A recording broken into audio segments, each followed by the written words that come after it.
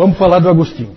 Talvez, gente, a figura mais importante da história da igreja. Esse sujeito é importante em todos os ramos do cristianismo. Tá? Deve ser a figura mais importante da história da igreja. Todo mundo usa Agostinho para alguma coisa. Ele conta a história da vida dele no seu livro As Confissões. Famoso livro dele, As Confissões. O livro todo tem a forma de uma oração. Então o livro todo é assim. Ele vai falando com Deus. Então, quando eu fiz isso, tu me preservar. Então ele vai falando assim e vai contando a vida dele. É uma oração que ele quer que seja ouvida. Né? Esse é o formato desse livro. Eu já li alguns trechos desse livro, é muito interessante. E o Agostinho, ele é bom de ler também. Ele tem umas frases de efeito assim, muito, muito interessantes. O Alistair McGrath disse que Agostinho é provavelmente a maior e mais influente mente de toda a história da igreja. Por isso não tem como a gente não dar uma atenção especial para ele, ainda mais pela importância que ele tem para a igreja reformada. Os primeiros 9 capítulos das Confissões, ele conta a história dele até a sua conversão, a história da vida dele até a sua conversão e um pouquinho depois. O grande tema é pecado e graça. Pecado e graça. O pecado de Agostinho e a graça de Deus. Agostinho nasceu em Tegaste, atual Argélia, no norte da África, no ano 354. O nome do pai dele era Patrício e o nome da mãe Mônica. Né? Quando a gente fala aqui do nosso bairro Santa Mônica, é a mãe do Agostinho, tá? Para quem não sabia. Essa Mônica é realmente uma mulher admirável. Ela entra naquela categoria lá que o Libânios falou. Né? Que mulheres esses cristãos têm? Muito mais certo seria dizer que cristãs essas mulheres são. Né? Eu acho que é mais correto. E ela é um exemplo de uma grande mulher de Deus. Era uma mulher de oração. O Agostinho, ele fala nas Confissões. Lembre-se sempre que nas Confissões ele fala sempre como se ele estivesse falando com Deus. Então ele diz assim: minha mãe, tua fiel serva, chorou mais por mim diante de ti do que as mães choram quando lamentam a morte de seus filhos. E na verdade, num sentido, Agostinho estava morto mesmo. Porque ele não seguiu a fé da mãe dele. Ele rejeitou a fé dela e viveu uma vida completamente mundana desde a sua adolescência e em diante. Por meio das orações de Mônica, Deus ouviu as orações de Mônica e ele foi alcançado.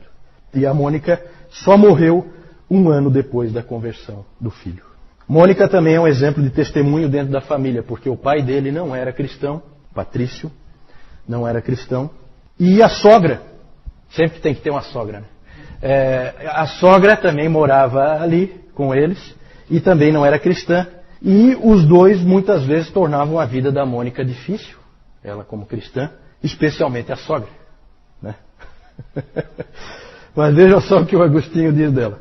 As virtudes com que a adornaste e pelas quais ele, o Patrício, a respeitou, amou e admirou, eram como muitas vozes constantemente falando a ele de ti.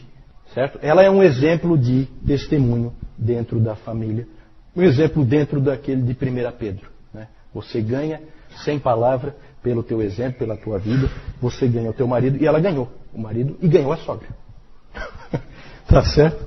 O Agostinho fala também que a atenção que dispensou e a sua constante paciência e gentileza também acabaram alcançando aquela velha senhora, que era a sogra da Mônica, certo? Vó do Agostinho. Agostinho a chama de uma serva dos servos de Deus. Depois, mais tarde, esse título foi dado para o Papa, né? Aí eu acho que fica bem melhor na Mônica. Eu acho que para o Papa fica muito ruim esse título aí. Não ficou legal, não. Vamos falar da vida dele de pecado. Ele fala nas Confissões de que ele pecou desde o dia que nasceu. Ele fala isso. Ele insiste nisso. Tem até um episódio interessante da infância dele, que ele gasta bastante tempo, que é um episódio em que ele, junto com outros meninos, resolveram roubar umas peras na casa do vizinho. E ele conta essa história das peras, de que ele não tinha a menor fome. Ele não tinha nenhuma razão para ir lá roubar aquelas peras. Ele foi roubar as peras pelo prazer de roubar as peras. Por isso ele foi. E isso é pecado. É o pecado na infância dele. Né? Ele tinha prazer no pecado. E assim foi, ele na verdade, ele saiu da cidade onde ele morava e foi para a grande cidade de Cartago. no norte da África, e lá ele viveu então uma vida de imoralidade. Ele depois, mais tarde, teve uma concubina. Com essa concubina ele teve um filho, Adeodato. E então ele viveu uma vida de imoralidade. E ele começou a sentir que aquilo não era vida e ele queria sair, mas não sabia como. Inclusive tem aquela famosa frase dele: Senhor, dá-me castidade, mas não já. E isso aí, gente, por que eu estou falando tanto da vida do Agostinho? Porque na vida do Agostinho nós vamos ver a doutrina verdadeira sobre o homem, como o homem é. Deus fez questão de que aquele homem vivesse o que ele ia ler depois na palavra. Isso é muito nítido. Isso é muito nítido. Ele aprendeu sobre a graça através da vida dele e depois ele confirmou na palavra de Deus que é exatamente assim. O homem é assim. Eu não quero o pecado, mas eu quero. Eu não quero, mas eu quero. Eu sei que é ruim, mas eu quero fazer mesmo assim. E é assim que o ser humano é. Ele é escravo do pecado. Depois ele percebeu que ele podia ser grato a Deus pelos pecados que ele não cometeu. Ele escreve assim. Eu vou ler muita coisa que ele escreveu, tá? Eu atribuo, sempre das confissões, então sempre ele falando com Deus. Eu atribuo à tua graça quaisquer atos maus que eu não pratiquei. Então ele via também que, ao mesmo tempo que ele fez muitas coisas ruins, Deus impediu que ele fizesse coisas piores, né? E para quem não nasceu na igreja, quem viveu uma vida de pecado antes de vir para a igreja, sabe o que isso significa, né? Como realmente Deus preserva os seus eleitos. E ele diz assim: Deus colocou um gosto ruim em todos os meus prazeres pecaminosos, né? Isso Deus faz também. Ele faz com que você não consiga aquele prazer que você achava que ia ter. Porque você é um eleito e Deus vai te alcançar. Foi assim que ele fez com Agostinho. Ele diz que não estava buscando prazer em Deus, mas estava buscando prazer em si mesmo e nas outras pessoas. Interessante como ele coloca isso. Já começa a ficar claro no pensamento de Agostinho que o prazer é buscado em Deus. Aquilo que o John Piper bate tanto na tecla hoje, e que o Jonathan Edwards bateu, eles foram buscar lá em Agostinho. Tá certo? Ele foi se afundando daí em miséria, confusão e erro. Começou a ter uma esperança de que houvesse um caminho. Só que ele não foi imediatamente para a Bíblia, não. Ele começa a sua busca. Ele achava a Bíblia muito crua, sem refinamento, né? Aquilo incomodava ele. Então ele não foi para a Bíblia, foi teimoso. E ele fala então da sua mente errante, de como a mente dele funcionava a mil, né, como a gente diz. E ele começou então a seguir tudo que ele podia. Começou a seguir a filosofia. Quando ele tinha 19 anos, ele leu o Hortensius, o livro de Cícero. Sempre Cícero. Ele leu o Hortensius e aquele livro despertou nele a ideia da mente, a importância da mente. E despertou nele um desejo pela verdade. Da filosofia ele foi para a astrologia, que nessa época era relativamente respeitada. E aí ele diz assim: eu abertamente consultei estes impostores chamados astrólogos. De lá, da astrologia, ele foi para uma seita chamada maniqueísmo. O maniqueísmo é um tipo de gnosticismo que veio da Pérsia e lidava com o problema do mal. Ele dizia que o mal era alguma coisa que estava preso ao físico, ao material, e que Deus não tinha nada a ver com isso. E que Deus não pode conviver com um mundo assim, cheio de maldade. Só que, da mesma maneira que outros grupos que nós temos hoje em dia, como os Mormons e as Testemunhas de Jeová, e essas logosofias e essas coisas assim, são grupos que têm muitas afirmações, mas que não têm um sistema. Então, para uma mente inteligente como a de Agostinho, extremamente capaz, era altamente insatisfatório esse tipo de afirmação solta, que não tem lógica nenhuma, que é só uma afirmação muito bonita, mas que não tem uma amarração. Então, ele acabou abandonando também o maniqueísmo. Acabou encontrando alguma luz com os neoplatonistas. Só que porque os neoplatonistas falavam de uma terra de paz, de luz, só que eles não diziam como é que se chega lá. E o Agostinho fala que que o fato de que o verbo se fez carne, eu não pude ler ali. Essa informação ele não encontrou ali.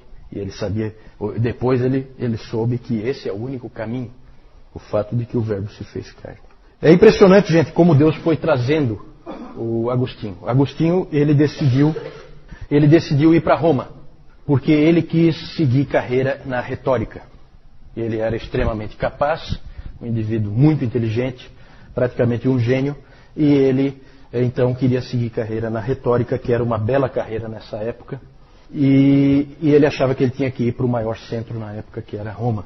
E ele então Ele queria ir para lá, a mãe dele não queria que ele fosse para lá, porque em Cartago já foi um desastre a vida dele. Imagina ele em Roma, né? Uma cidade maior, muito pior. Então a mãe dele ficava orando e insistindo com ele para ele não ir, e pedia a Deus para ele não ir, e pedia a Deus para ele não ir. Daí ele dizia que ia, daí ele não ia, daí ele ia, daí ele não ia. Ficava nessa indecisão e acabou indo. E aí o que o Agostinho diz disso é uma coisa muito interessante. Ele fala que Deus não ouviu as palavras da sua mãe, mas a oração da sua mãe, né? Porque as palavras dela eram: Senhor, faz com que o meu filho não vá para Roma. Mas a oração dela é: Senhor, converte o meu filho. E ele tinha que ir para Roma. Na verdade, ele não tinha que ir para Roma. Para onde é que ele tinha que ir? No plano de Deus. Quem é que sabe? Não. Quem é que vai levar ele à fé? Ambrósio de Milão. Então ele vai para Roma, e quando ele chega em Roma, ele descobre que ele não tem que estar em Roma. Que o grande orador, o homem da retórica, está em Milão. E o nome dele é Ambrósio. Então ele vai para Milão. E aí ele fala uma coisa muito bonita. Ele diz assim: totalmente sem saber, eu estava sendo trazido por ti a ele, para que, sabendo, eu pudesse ser trazido por ele a ti. Frase bonita, né? E é bem isso mesmo que aconteceu, certo? Sem saber, eu estava sendo trazido por ti a ele, para que, sabendo, eu pudesse ser trazido por ele a ti. Ele se aproximou de Ambrósio, não pela fé cristã, mas porque Ambrósio era um grande orador. Só por isso. Veja que interessante. Mas aí ele escreve assim: eu comecei a gostar dele. A princípio não como um mestre da verdade, porque eu não tinha absolutamente nenhuma confiança na tua igreja. Mas eu comecei a gostar dele como um ser humano que tinha sido bom comigo. Vejam a importância do testemunho, vejam a importância dele ter sido bem recebido, dele ter sido acolhido por aquele grande homem de Deus que foi o Ambrósio. Enquanto em Milão, ele passou por diversas influências do Ambrósio e de outros irmãos ali da igreja que começaram a influenciar ele, né? Ele ia sempre aos cultos, ouvia a palavra por causa da oratória, só que ele estava levando o evangelho. Então é interessante isso. E ele então leu um best-seller da época, que era o livro de Atanásio. Vejam como as coisas se interligam. O livro de Atanásio, que era um grande best-seller nas igrejas, a vida de Antônio, o eremita, certo? O Atanásio escreveu a vida de Antônio, e esse livro influenciou muitas pessoas, inclusive o Agostinho. Por fim, ele estava lendo a Bíblia, e para ele agora a Bíblia era um livro diferente. O episódio da conversão dele é famoso. Ele num jardim de Milão, ele ouve uma criança, um menino, gritando: Tole lege, tome, leia. Tome, leia. Aí ele olhou em volta para ver se era alguma brincadeira de algum menino, não viu ninguém. E de novo: tome, leia.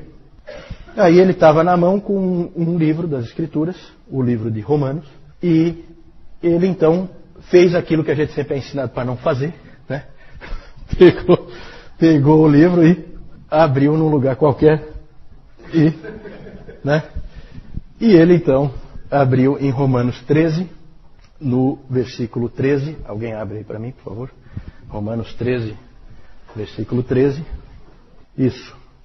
Eu vou ter que repetir por causa do microfone, né? Andemos dignamente como em pleno dia, não em orgias e bebedices, não em impudicícias e dissoluções, não em contendas e ciúmes, mas revesti-vos do Senhor Jesus Cristo, e nada disponhais para a carne no tocante às suas concupiscências. Esse é o 14, certo? Então exatamente aquilo veio como uma facada nele, porque era exatamente o tipo de vida que ele vinha vivendo. Ali ele cedeu, ali ele entregou a vida dele para Cristo. Aos 32 anos ele era então uma nova criatura. E ele foi então batizado por Ambrósio no ano 387. Certo? Ambrósio batizou ele. A mãe dele estava lá, o filho dele estava lá, né? Um momento bastante interessante, bastante comovente. Ele voltou para Roma e depois voltou para a África, de onde ele tinha vindo. Foi ordenado em 391 e tornou-se bispo em 395. Quando Agostinho foi ordenado, ele chorou, não de alegria, mas porque ele sentia que estava entrando em algo extremamente difícil. Num aniversário de ordenação, ele disse: pregar, repreender, corrigir, edificar, Cuidar de almas individuais é um grande fardo, grande trabalho, grande luta. Quem não evitaria esse trabalho? Mas o Evangelho me constrange. Aí o coração de um pastor, né? A ordenação, gente, foi muito boa para o Agostinho, porque deu foco para a vida dele. Ele agora tinha uma missão e ele a desempenhou com absoluta fidelidade. Todos os livros dele, os grandes escritos dele, vieram depois já dele ser bispo. Ele passou a se dedicar à obra de Deus de uma maneira impressionante. É muito comum pessoas muito inteligentes e muito capazes como Agostinho. Esse tipo de pessoa é uma pessoa que às vezes ela não se acha na vida, né? Ela erra muito o caminho porque ela é capaz de fazer bem qualquer coisa que ela fizer. Ela vai ter sucesso em qualquer coisa que ela faça. Então ela não sabe o que fazer. E para o Agostinho então foi muito bom que ele foi ordenado, que ele botou um peso de responsabilidade nele e ele então colocou todas as energias dele naquilo. Ele passou o resto da sua vida como bispo em Hipona, que era uma cidade relativamente sem expressão, não é uma cidade importante, mas ele é importante, né? Então ele ficou nessa cidade de Hipona. Por 35 anos ele foi bispo ali e ensinou aquele povo ali. Dizem que os seus sermões nunca eram simplificados para facilitar para o povo. Ele pegava e pregava o que ele entendia realmente da verdade de Deus. Passava muito tempo escrevendo, morreu em 430, pouco antes da cidade cair nas mãos dos vândalos. Século V, gente, já ponham isso na cabeça, século V, o Império Romano do Ocidente vai para o espaço. Tudo que é bárbaro invade o Império Romano e ele é tomado de uma maneira absurda, inclusive ali na África do Norte, onde os vândalos entraram ali, né? Os vândalos são esse grupo bárbaro que leva esse nome. Aqui nós falamos então um pouquinho da vida dele, mas agora eu preciso falar um pouquinho de teologia, porque o momento é muito importante na história da igreja.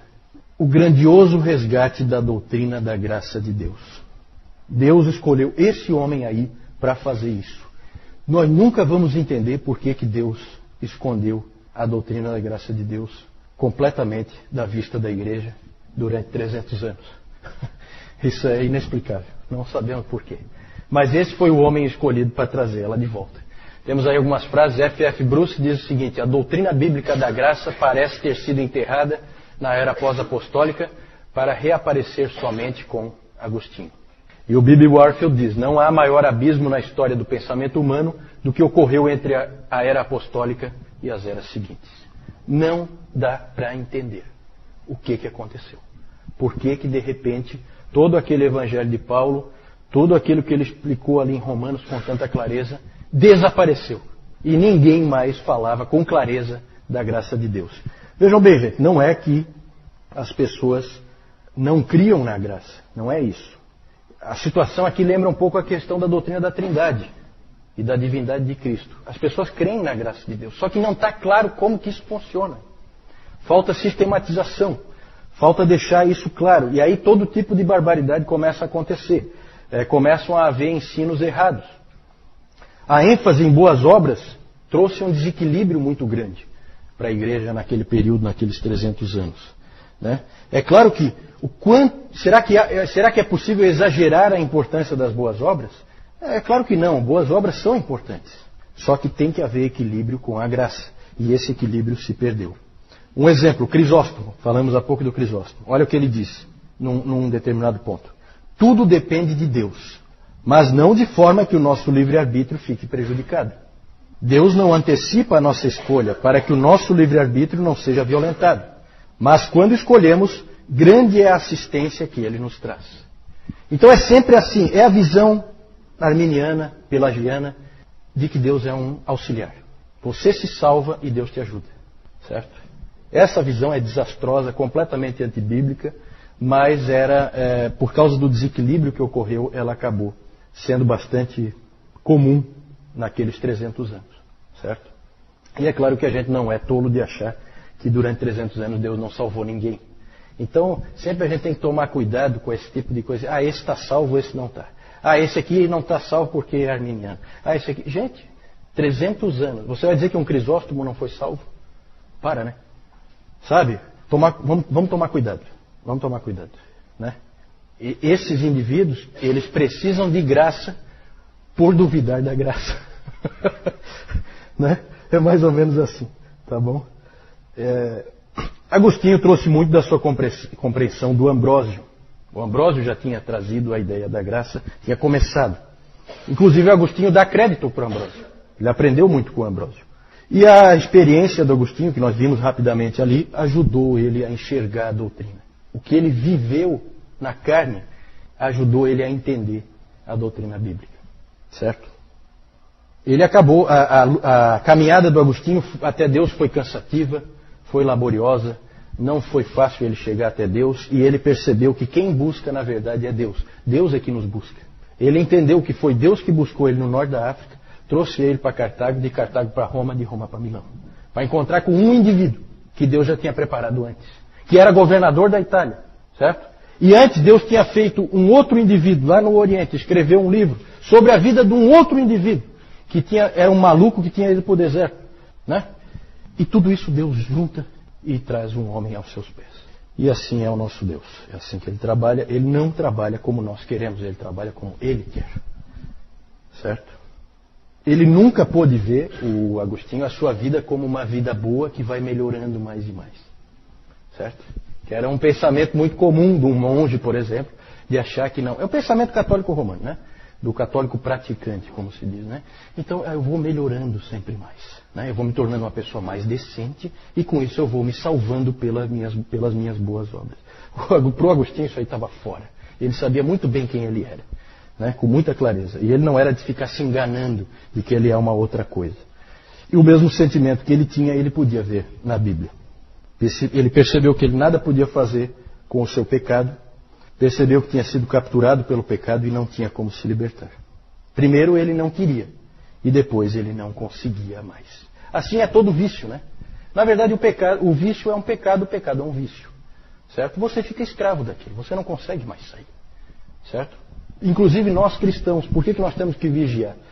Pensem nisso sempre, né? Se eu começo a cometer um pecado regularmente, se por exemplo eu começo a contar mentiras, eu me torno um mentiroso. Depois eu não consigo mais não mentir. Certo? Por isso que o cristão nunca pode brincar com coisas perigosas. E isso Paulo alertou um monte de vezes. Né? Todas as coisas me são lícitas, mas eu não me deixarei dominar por nenhuma delas. Certo? E é fácil ser dominado. Né? A fofoca, né? Vamos pegar uns exemplos assim, fora do mais tradicional. Se eu começo a fofocar, eu viro um fofoqueiro. Eu não consigo mais deixar de falar da vida alheia. Eu não consigo. É inevitável em mim. Porque eu fiquei escravo daquele pecado. Certo? Por isso que eu sempre fico com um pezinho atrás quando os médicos dizem que as coisas são doença, que são não sei o quê. Eu fico mais com a palavra. Eu acho que nós estamos com uma doença sim e o nome dela é pecado. A cura definitiva só no céu. Certo? Todos nós cristãos. E os que não são cristãos também. Ele descobriu na Bíblia que Cristo tinha vindo salvar pecadores. E que Ele nos salva pela fé. E que a própria fé é um dom de Deus. Foi Deus que deu a fé. Aí, é diferente daquela história ali do Crisóstomo, né? Aqui eu tenho que dar o primeiro passo e Deus vai me ajudar. Não. A fé é um dom de Deus. Ele viu isso na Bíblia. Aí ele descobriu na Bíblia que se Deus nos dá o dom da fé, é porque Ele nos escolheu. E Ele já tinha planejado nos dar o dom da fé antes que nós nascêssemos. Né? Então o Agostinho evidentemente pegou toda a doutrina bíblica conforme nós cremos hoje. Além do mais, gente, o que o empurrou a sistematizar ainda mais claramente toda essa doutrina da graça de Deus foi a controvérsia pelagiana. Pelágio é um sujeito que nós não sabemos se era um monge ou se era um leigo, provavelmente um monge, que veio das Ilhas Britânicas. Não sabemos se da Irlanda ou da Inglaterra. Ele veio para Roma e em Roma ele começou a trabalhar com os pobres. Ele queria ensinar aquelas pessoas mais simples, mais pobres, a serem bons cristãos.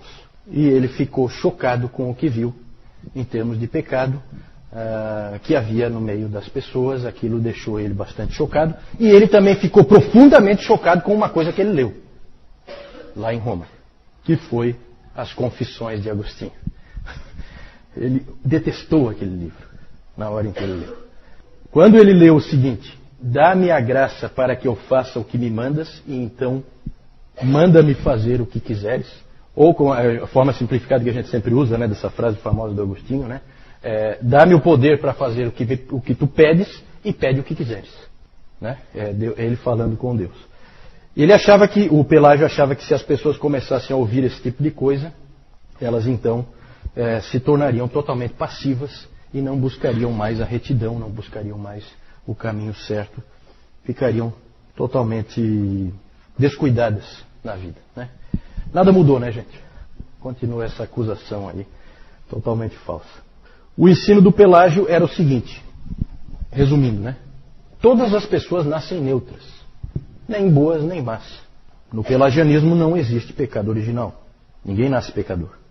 As pessoas escolhem fazer o mal porque há muito exemplo de maldade em volta delas.